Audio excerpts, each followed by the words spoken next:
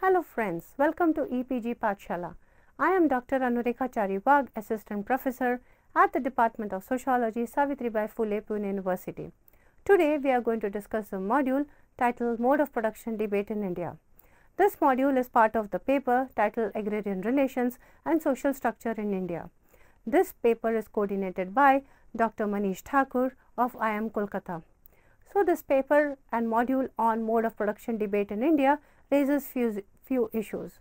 The first, in the Indian context with regard to agriculture, what is the kind of mode of production that we could observe?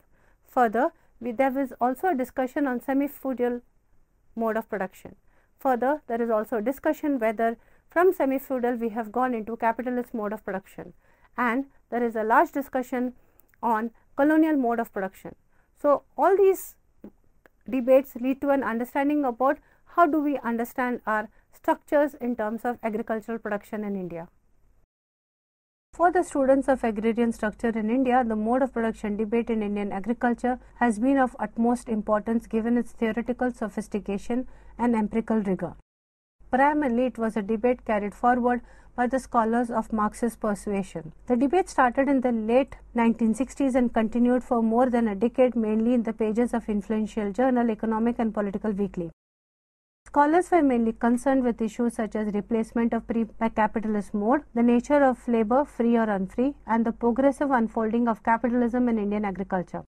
The mode of production debate in Indian agriculture is in a way an offshoot of the findings of the farm management studies conducted in the mid-1950s. Scholars such as Ashok Rudra, Utsav Patnaik, Paresh Chattopadhyay, Amit Bahaduri, Nirmal Chandra contributed to this debate. The mode of production debate in Indian agriculture has been one of the most engaging scholarly, albeit non-conclusive debates in Indian social sciences. In essence, the debate has been about the nature of transition in Indian agriculture from feudal mode of production to a capitalist mode of production. We can discern three sets of issues: identifying and circumscribing the capitalist mode of production in Indian agriculture, tracing the colonial roots of existing mode of production, and discussing Indian agriculture is essentially marked with colonial reminders, and lastly, the nature and character of the formation of agrarian classes and its implications. In this module, we'll try to summarize the main arguments put forth by some of the scholars. The Indian context. One of the important questions that has drawn the attention of the scholars of the agrarian question is the development of capitalism in agriculture. In India, the mode of production debate started with the question as to what development of capitalism in agriculture entailed. There were two approaches to this. First, it did not see any qualitative difference in the growth of capitalist relations of production between colonial and post-colonial independence India, except for varying speed of transition. According to this viewpoint, the growth of wage-paid labor as part of the process of commercialization of agriculture was exploitative by nature. The landlord-petty-tenant relationship was interpreted as a capitalist one, ignoring the difference between profit and rent. After independence also, the same trends continued but at a much faster rate. The second approach stressed a definite qualitative difference between the colonial and post-independence process of growth of capitalist production and agriculture. The colonial setup was a revenue-cum-rent exploiting in nature, which led to pauperization of peasants rather than proletarianization. Post-independence, even though agrarian structure carried this legacy in form of underemployment and unemployment, the new economic environment initiated a new phase of agrarian accumulation. Further accepting the distinctiveness of the colonial experience and rejecting the viewpoint that growth of capitalism in India is merely a homologous transformation of what applied to the sovereign industrializing countries in the West, the solution was sought by extending the concept of colonial mode of production. But this was soon realized to be it was difficult to identify any specifically colonial social existence form of labor power. Doing such an analysis would mean considering as many modes of production as there were historically. Hence, the debate would have to be located in the post-independence time horizon, but keeping in view the specific macroeconomic processes of the entailed in India due to colonial legacy. Post-independence agricultural sector was subjected to a great amount of empirical investigation. The studies in economics of farm management conducted by the Ministry of Food and Agriculture in the 1950s is significant as it brings about the inverse relationship between farm size and productivity. It was shown that there exists decreasing return to scale. The reason for this anomaly is given by Amartya Sen lies in the advantage gained by the involvement of family members in small farms as compared to large farms. In large farms, generally wage labor is employed and who not work at rate would below their marginal productivity. In case of small farms, it is feasible to be managed by family members and they would work even at a wage rate below marginal productivity. Hence, the cost of labor reduces. The labor per acre increased as the size of farm became smaller. This meant that productivity when measured in terms of production per acre of land would be more in the case of small farms as compared to large farms.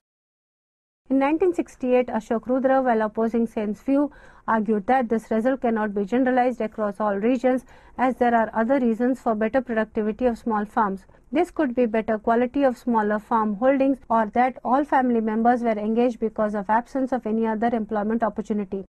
In a joint paper in 1980, Rudra and Sen pointed out that since there is no clear evidence of inverse relationship between farm size and productivity, there should not be any concluding idea regarding peasant or capitalist form of farming. There should be rather a balanced approach including the advantages of both like cooperative form of farming. Since the mid-1960s, the mode of production debate has two perspectives. One wherein scholars like Ashok Rudra, Utsa Patnaik, Paresh Chattopadhyay et al. Have raised questions on whether at all Indian agriculture exhibits any capitalist tendency. The other is wherein Amit Bahaduri and Nirmal Chandra et al. Bring out strong semi-feudalist production relations in the agrarian structure. In India, the rapid technological innovations and mechanization adopted as part of the Green Revolution created a divide in the social system. A group of farmers, mostly rich ones, were able to reap the benefits of Green Revolution technologies, whereas the small and marginal farmers could not. This increased the disparity in incomes among farmers. Green Revolution is an example of the technological advantage which was limited to few big farmers. Green Revolution did impact the agriculture sector but differentially. Thanagre argues that accessibility of Green Revolution technology was constrained in the hands of few large farmers who could afford it. As a consequence, the prosperity unleashed by the Green Revolution was distributed differentially to different categories of farmers, putting the small and marginal farmers at a relative disadvantage. Any technological upgradation requires a considerable amount of capital. Only big farmers can afford such luxury of buying expensive machines and technologies. Also, there is a vested interest of capitalists to bring agriculture in their arena. They use technology as a vehicle to introduce capitalism in agriculture. There have been many instances of contract farming which essentially promote capitalist growth in agriculture. Mode of production question thus emerged in India in this context of rapid technological and social change associated with the Green Revolution and the incipient threat of a Red Revolution. These changes were bringing agriculture into the folds of capitalism and resulted in a shift in alignment of the class system. Prior to Green Revolution, it can be said that essentially non-capitalist relations existed. However, with revolution came the precursors of pre-capitalist mode of production in agriculture, semi-feudal mode of production. Another point of contention with reference to Indian agriculture is whether it has semi-feudalist characteristics. It was argued by Amit Bahaduri based on a study conducted by him in some villages in West Bengal that rather than capitalist transition taking place in agriculture, it is more of semi-feudalism that is prevalent. The main features of Indian agriculture that has led him to draw this conclusion are sharecropping, continued indebtedness of peasants, presence of two modes of exploitation, usury and land ownership by the same economic class, and lack of accessibility to the market for small tenant farmers. He argued that landowning class in lieu of land lease to peasants demand a share of the net harvest. Around 40 to 50% of the peasants in this sample lived under such condition. In the absence of capital for purchasing inputs, these peasants are generally in need of credit. Landowners play to the dual role of money lenders in the informal credit market. In the absence of any other formal credit market, peasants have no other option but to pay the high rate of interest. A large share of the harvest therefore goes away to pay back the credit and the peasant is left with a share of the harvest. In this process, the serfdom is created and only exacerbates the conditions of inequality over a period of time. This is described as interlocking of two-factor markets, credit market and labor market. Such exploitation hampers generation of capital in the agriculture and hence limits productivity. Bahaduri argues that it is because of these conditions that capitalist transition in agriculture is not happening. He mentions that transition can happen only if wage labor increases or through peasant revolt. Nirmal Chandra, as mentioned in Alice Thorner, verified these findings. The feudal and sometimes semi-feudal structure of Indian agriculture prevents the development of a capitalist system in agriculture. Brass argues that the shift towards casual labor has been engineered by capitalist farmers who continue to maintain or even tighten control over these laborers through mechanism of debt and find it comparatively cheaper. Amit Bahaduri posits that capital investment in agriculture in India are minimal. Bahaduri, in his study in West Bengal, made a mathematical assertion that recovering his cost of production, the peasant is left with capital which is below his consumption requirement.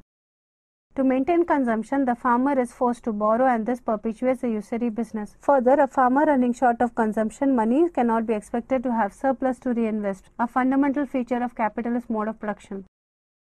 To keep the farmer perpetually indebted to the owner or the money lender is an essential feature of feudalism. Since semi-feudal landowner derives his income from property rights and usury, he will be discouraged to introduce technological improvement, as this will increase farm productivity and the agrarian labor may cease to be indebted. Bearing pure economic consideration in mind, it may be profitable for landowner to improvise and mechanize agriculture. But the social and political context is also important, and land is a source of power and domination in India. Thus, in a way, the powerful are restraining the improvisation of agriculture in order to withhold the domination in the semi-feudal Indian agricultural system. As discussed by Adhikari Pradhan Prasad, makes similar observation for Bihar. He states that perpetual indebtedness of tenants, landowners and usury lies with the same set of economic and social sectors. Landowners purposely refuse technological innovation and mechanization to perpetuate bondage of semi-feudal system.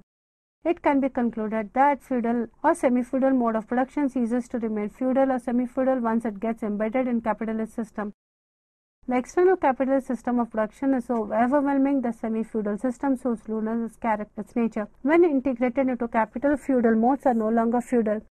So semi-feudal modes of surplus product extraction through the institution of tenant cultivation and sharecropping have declined over time. Additionally, the semi-feudal position, marked with the dominance of landlords in agrarian production relations, hampered the development of capitalist class relation and constituted a substantial obstacle to growth. Utsa Patnaik opinions that agricultural laborers are not free. They are similar to bonded laborers. She pegs her arguments on two broad features. She states that there is a lack of productive reinvestment of surplus and accumulation of capital. There is a small but gradually expanding class of capitalists within the pre-capitalist agriculture sector. The relationship between landowner and the tenant is more personal than economic. Traditional moneylenders still thrive in a large proportion in rural India. Patnaik argues that Indian agriculture is characterized by a limited and distorted development of capitalism, which has not revolutionized the mode of production. Lodge argue that unfreedom itself is a matter of degree under capitalism. This begins with a generalized form of commodity production and expansion for the market for the goods thus produced. Brayman has described this neo-bondage in detail. He asserts that rural economy has an inherent bondage system existing in the social structure. The incidence of debt bondage is widespread in the informal sector economy, particularly among female migrant workers equipped with social identity, which makes them vulnerable to exploitation and discrimination from the better endowed caste and classes. Capitalist mode of production. In the mid-1960s, Ashok Rudra with A. Majid and B.D. Talib conducted a survey of big farmers with size of land holding above 20 acres in Punjab. As per this study, with a decrease in farm size, the intensity of cropping decreases. Also, per acre receipt of income and expenditure increased sharply beyond a threshold of 75 acres. Even the use of capital equipment and value of output per acre cultivates went up after crossing this mark. To imply the extent of capitalist tendency in the mode of production in agriculture, it was suggested to observe the following features in a cyclical manner. Percentage of land rented out to total land owned, wage payment in cash per acre of farm size, value of modern capital equipment per acre of farm size, percentage of produce sold in the market to total produce, and rate of profit per acre for comparison between capitalist and non-capitalist farmer. It was suggested that in the case of a tendency of capitalist mode of production, there should be positive correlation between 10 pairs of variables listed above. The data did not show any positive correlation between any of the pairs. It was therefore concluded in the study that there is no visible transition towards capitalist mode of production in Indian agriculture. This study was critiqued by R.S. Rao. He argued that a cross-sectional approach to understand the development of capitalism would not be sufficient. He challenged the required condition of a strong association between variables by saying that in a cross-sectional study dealing with micro units in a sector like agriculture which lags behind an industry is anyways a strong association between variables may not be necessary to prove the existence of capitalism. The transition may be in its initial phase and the expected features may not be exhibited. It is highly probable that a large farm is using a mix of both older as well as modern farming equipment at the same time. In such a situation, a time series data instead of a cross-sectional analysis as done by Rudra would be more relevant in bringing out a trend in change in the capitalist characteristics. The choice of variables in Rudra's was also questioned by Rao. In Rudra's study, wage payment calculation was considered only in cash. However, wage payment may also be in kind, which is not an indication against capitalist transition. The variable profit per acre is also doubtful. This only measures the efficiency of the farm rather than whether the mode of production is capitalist or not. Capitalism is farming as defined by Rao is use of hired labor and use of substantial amount on part of the surplus for deepening or widening of business. Only a time series analysis would be able to disclosure of what is becoming than what is. He suggested that indicator like increases in capital over a period of time, a proportion of surplus spent on asset formation to reveal better capitalist features. In the next series of study by Utsa Patnaik in early 70s, the historical process of transition of agricultural production in India is discussed. In colonized India, the capitalism process was similar to the one which existed in Europe. This involved creation of a large pool of pauperized proletariat class of agricultural laborers. Land and labor market was also created, but still an important aspect of capitalism was missing. Creation of surplus and reinvestment of the same to expand production in a continued manner. In post-independence period, however, due to an emphasis by the state on the growth of agriculture, surplus from agriculture production began to flow back into agriculture. It is hence implied that transition in agriculture is a capitalist one. In November 1971, Rudra challenged her conclusive remarks on Indian agriculture by seeking more clarification on methods applied by her to calculate surplus value of profit. He also brings out fallacies in the way she calculates the rate of profit without considering fixed capital, which is difficult to measure in case of agriculture. To this, there was a sharp reply from Patnaik in December 71 based on the survey she conducted. It was done by selecting large farmers based on purposive sampling method across 10 different districts in 5 states. Her argument was similar to that of Rao, saying that different modes of production could coexist in the transitional stage. In this situation of intermingling, Rudra's negative finding does not say anything about the beginning of the process of capitalism in agriculture. It is only confirmed that capitalist mode of production is currently absent. It was proposed by Patnaik that instead of finding out correlations between pairs of variables considered in Rudra's study, the focus should be on finding whether the value for a particular farmland was higher average in case of each of the variables or not, but Rudra later refuted this also. She proposed 2 more criteria to understand the development of capitalism in Indian agriculture: ratio of modern capital equipment and wage payment, and ratio between output and wage payment. She also critiqued Rudra on the basis of demarcation of class according to Marxist theory. Rudra was of the opinion that there should be discontinuity between 3 classes of peasants: poor, middle class farmers and capitalist farmers, but Patnaik pointed out that this is right to find such discontinuities in reality. According to her, the data points are more likely to be continuous because of the overlapping features of one class with another. The existence of the 3 classes, however, will be clear. In 1972, Paresh Chattopadhyay critiqued the arguments of Sen V. M. Dandekar and C. H. Hanmanta Rao. Dandekar had argued that because of overpopulation and surplus labor force in agriculture, wage rate of labor is bound to fall. It may also go below the market wage rate. Hence, family-based farming would be more profitable as compared to farms using capitalist mode of production. Rao also supported this argument. He also supported the landlord-tenant system and totally dismissed the principal agent problem that may exist in the system. He suggested that a long-term contract involving input-sharing mechanism or a tenure policy would make the system efficient. According to Chattopadhyay, in Marxist literature, peasant agriculture based on family labor can be further categorized as natural economy and commodity economy. The condition wherein farmers with small land holdings almost consume the entire produce as natural economy. They do not sell their produce to make a living. Even though in such a mode of production there is minimum exploitation, it cannot be seen as a permanent solution. In the commodity economy set up, farmer sells its produce in the market and is able to make a profit. This cannot still be called as capitalist, as this profit is used for meeting living needs and not be invested back in the business. Also, the price may not be equal to the marginal cost of labor. There are chances the price in this case would be less than that in the capitalist production. A consumer surplus instead of producer would be created in this one. Thus, in spite of higher productivity, the profit is not significant. Exploitation of labor happens in this manner under such a setup. Chattopadhyay also critiques a study done by Rudra, arguing that there was a fallacy in the process of identification of capitalist farmers. He says that it is a production relation that determines whether a production system is capitalist in nature or not, and not the instruments used. Even in situations where there is no involvement of modern equipment, the production relation can be capitalist. Similar manner, land relation under capitalist farming need not necessarily be the only owner cultivation, which was suggested as necessary condition by Rudra. Tenant cultivation, capitalist is also a tenant, is also permissible if the use of wage labor is done. Such a setup is a classic case of capitalist ground rent as discussed by Mark. Then, in responding to arguments of Utsa Patnaik made by critiquing Rudra, Chattopadhyay goes back to Marx's theory of capitalist accommodation. He counters the reason given by Patnaik for the non-capitalist nature of Indian agriculture pre-independence by saying that increase in the proletariat along with capitalist development is inevitable.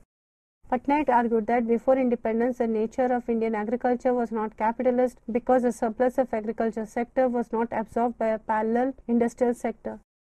He argued that in the end, in the 19th century, there was an increase in commodity character in agriculture. He also substantiates his point by putting forward statistics towards the end of the British rule, when around 35% of the agriculture produce was sold in the market, and production in the non-food grain category showed an increasing trend in the first quarter of the 20th century. Patnaik bordered Andre Gundre Frank when she was replying to Chattopadhyay's argument. She found the alternative proposed by PC regarding generalized commodity production as an indication of capitalist mode of production similar to Frank's type position. He, that is Andre Gundre Frank, also argued that all countries dominated by imperialism entered into a network of world capitalist exchange relations. Therefore, all these countries were capitalist. It is an argument worth rejecting if the process of accumulation and reproduction is confined to individual farms. It made no sense to reject the presence of capitalism just because surplus of Indian agriculture sector was going to the bourgeois in Britain. Patnaik said that she found the basic premise on which such statements are made to be incorrect. He questioned Patnaik by saying that would individual farms not be capitalist if the surplus is siphoned off to the foreign country. While discussing Punjab, Ashok Rudra states that the emergent trends in agriculture are converging towards capitalist mode of production. He suggests 5 main features of capitalist production.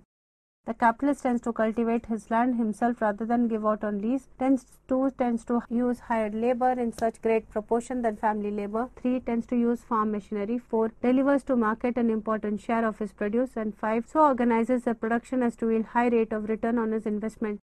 Alvi defines capitalists as those who undertake cultivation mainly with the use of hired labor and investment of capitalism. They rely on wage labor for at least 50% of their requirements, and they produce essentially for profit, and the bulk of their output is destined for the market. Post-1970s Indian agrarian economy has undergone fundamental shifts in the economic and social relationships between different classes: the rural, the urban, agriculture and industry, and within agriculture itself. Along with this, there has been a shift in the political philosophy also, and it has shifted from a national state-led development policy towards a neoliberal form of economic regulation and has become integrated into the global economy. Integration into the global economy necessitates encapsulation of the domestic agrarian system into the folds of capitalism, be it feudal or semi-feudal. Indian agrarian policies and institutional interventions were built to enable the necessary market surplus for the capitalist sector, which will ensure some basic viability for the farmer and productivity growth for the sector. Besides being landless, agrarian labor lacked any form of assets. In case such landless laborers needed money, they could not have anything besides their own labor to mortgage. Marriage, sickness, drought, death, and certain other such contingencies coerce the laborers to enter into a vicious cycle of perpetual indebtedness. Capitalization and privatization worsen the conditions of the agrarian labours.